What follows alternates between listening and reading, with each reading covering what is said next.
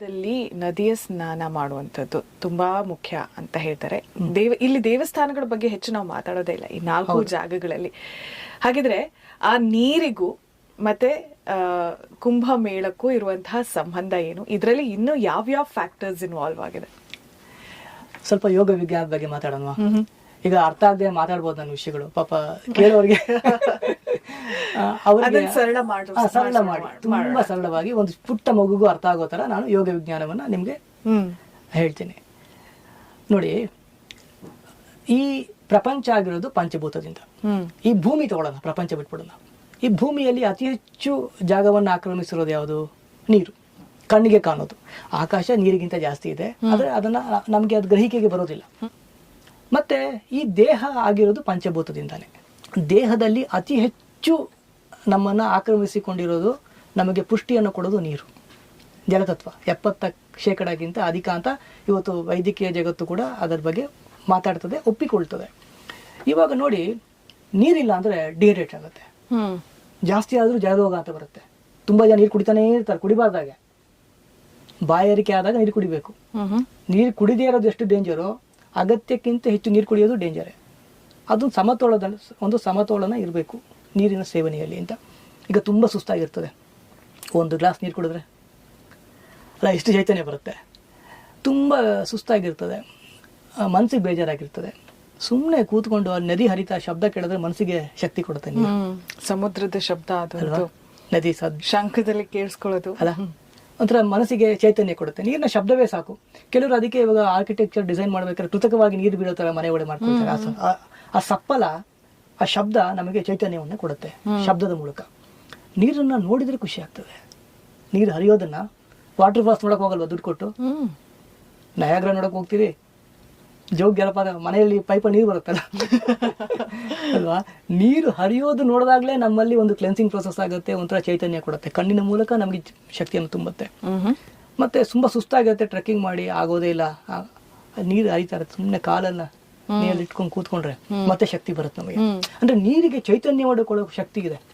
ಬೇಕಾದ್ರೆ ಜಗತ್ತನ್ನು ನೋಡಿ, ಬೇಸಿಗೆಯಲ್ಲೆಲ್ಲ ಸ್ವರ್ಗೋಗಿರ್ತದೆ, ಅದೇ ಮಳೆಗಾಲದಲ್ಲಿ ಎಲ್ಲ ಅಲ್ಲ, ಎಷ್ಟು ಶಕ್ತಿ, ಚೈತನ್ಯ. ಅಂದ್ರೆ ಜೀವ ಜಗತ್ತಿಗೆ ಜೀವಶಕ್ತಿಯನ್ನು ಕೊಡೋದು ನೀರು.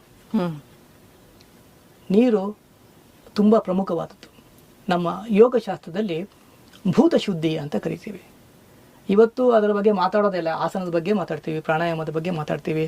ಪ್ರಾಣಾಯಾಮ, ಆಸನ, ಪ್ರತ್ಯಾಹಾರ, ಧ್ಯಾನ, ಧಾರಣ ಇವೆಲ್ಲ ಅಪೂರ್ಣ, ಭೂತ ಶುದ್ಧಿ ಇಲ್ಲದೆ. ಮುಖ್ಯವಾಗಿ ಜಲತತ್ವದ ಶುದ್ಧಿಯು ತುಂಬಾ ಮುಖ್ಯವಾದದ್ದು. ಹಾಗೆ ನೀರಿಗೂ ಮನಸ್ಸಿಗೂ, ನೀರಿಗೂ ನಮ್ಮ ಆರೋಗ್ಯಕ್ಕೂ ಮನಸ್ಥಿತಿಗೂ ತುಂಬ ಹತ್ತಿರವಾದ, ನಿಕಟವಾದ ಸಂಬಂಧ. ಹೀಗೆ ಆಗ ನೀರಿಗೆ 2 ಅಸ್ತಿತ್ವ ಇದೆ. ನಮಗೆ ಸಾಮಾನ್ಯ ದೈಹಿಕವಾಗಿ ಏನಾದರೂ ಆದರೆ ನಮಗೆ ಗಮನಕ್ಕೆ ಬರ್ತದೆ. ಜಡ ಕಾಣುತ್ತೆ ಅಲ್ವಾ?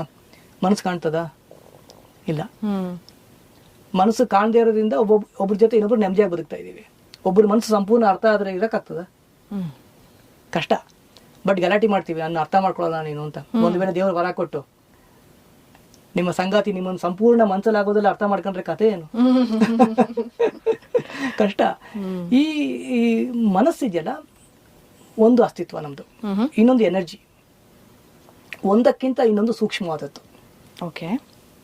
ಒಂದಕ್ಕಿಂತ ಇನ್ನೊಂದು ಸೂಕ್ಷ್ಮವಾದದ್ದು. ಹಾಗೆ ಈ ಜಲಕ್ಕೂ ಕೂಡ. ಈಗ ಜಡ ಮೂವ್ ಆಗತ್ತಾ? ಜಡ ಮೂವ್ ಆಗತ್ತಾ? ಇಲ್ಲ. ಒಂದು ವಸ್ತು ಜಡವಾಗಿರೋದು ಮೂವ್ ಆಗ್ಬೇಕು ಅಂದ್ರೆ ಎನರ್ಜಿ ಬೇಕು ಅದಕ್ಕೆ ಅಲ್ವಾ? ಎನರ್ಜಿ ಇದ್ರೆ ಮಾತ್ರ ಅದು ಮೂವ್ ಆಗುತ್ತೆ. ಹಾಗೆ ನೀರಿಗೆ ಅಸ್ತಿತ್ವ ಇದೆ, ಜಡ ಅಸ್ತಿತ್ವ ನಮ್ಮ ಕಣ್ಣಿಗೆ ಕಾಣುತ್ತೆ. ಇನ್ನೊಂದು ನೀರನ್ನು ಹರಿಯುವಂತೆ ಮಾಡುವ ಎನರ್ಜಿ ಅಸ್ತಿತ್ವ ಇದೆಯಲ್ಲ, ಅದು ನಮ್ಮ ಪ್ರತ್ಯಕ್ಷವಾಗಿ ಕಾಣೋದಿಲ್ಲ. ನೀರು ಹರಿತಾ ಇದೆ, ಅದರಿಂದ ಎನರ್ಜಿ ಇದೆ ಅಂತ ತಿಳ್ಕೊಬೇಕು.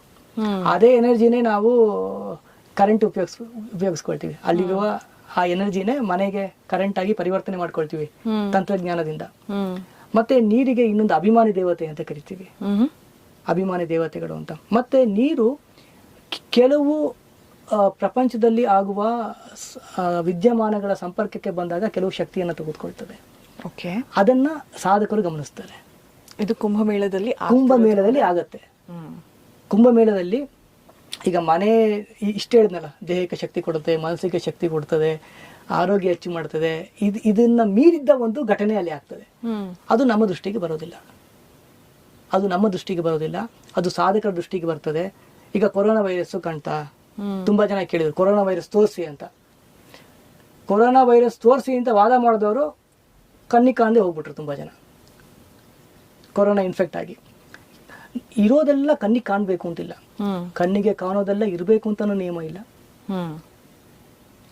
ಹಾಗೆ ನಮ್ಮ ಕಣ್ಣಿಗೆ ಕಾಣೋದನ್ನ, ಯಾಕಂದ್ರೆ ನಾಗಾ ಸಾಧುಗಳಿಗೆ ಏನು ಆಗ್ಬೇಕಾಗಿಲ್ಲ, ಅಲ್ಲಿ ಬಂದು ಪ್ರಪಂಚದ ಹೊರಗಿದ್ದವರೇ ಆ ಜಾಗ ಕುಡ್ಕೊಂಡ್ ಬರ್ತಾರೆ ಅಂದ್ರೆ ಅಲ್ಲಿ ಏನೋ ವಿಶೇಷವಾದ ಘಟನೆ ಆಗತ್ತೆ ಅಂತಾನೆ ಅರ್ಥ. ಹೌದು. ಮತ್ತೆ ಇನ್ನೊಂದು, ತುಂಬಾ ಜನ ಈ ಸಾಧುಗಳು ಬಂದು ಅಲ್ಲಿಯ ಶಕ್ತಿ ತಗೊಂಡು ಹೋಗ್ತಾರೆ ಅಂತ ಅರ್ಥ. ನನಗೆ ಅರ್ಥ ಆಗಿದ ವಿಷಯ ಏನು ಅಂದ್ರೆ, ಈ ಸಾಧುಗಳು ಇಲ್ಲ ಅಂದ್ರೆ ಕುಂಭಮೇಳ ಆಗೋದೇ ಇಲ್ಲ. ನಾಗಾ ಸಾಧುಗಳು ಇಲ್ಲ ಅಂದ್ರೆ ನೋ ಕುಂಭಮೇಳ. ಯಾಕಂದ್ರೆ ಸಾಮಾನ್ಯ ಜನರು ನಮ್ಮ ಪಾಪವನ್ನ ತೊಳ್ಕೊಳ್ಳಿಕ್ಕೆ ಹೋದ್ರೆ ಸಾಧುಗಳು ನಾವು ತೊಳ್ಕೊಂಡ್ ಬಿಟ್ಟು ಬಂದಿರ್ತೀವ ಆ ಪಾಪವನ್ನ, ಅದನ್ನ ಕ್ಲೆನ್ಸ್ ಮಾಡಕ್ಕೆ ನೀರ್ಗಿಳಿತಾರಂತೆ. ಓಹೋ.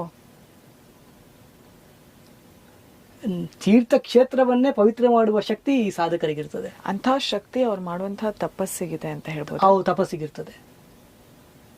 ಯಾಕಂದ್ರೆ ಇದನ್ನೆಲ್ಲ ಮೀರಿದವರು, ಪಾಪ ಪುಣ್ಯ ಆ ಪರಿಧಿಗಳನ್ನ ಮೀರಿದವರು ಇವರಲ್ಲ. ಆ ಡ್ಯುವಲಿಟಿ ಇಲ್ಲ ಇವರಿಗೆ.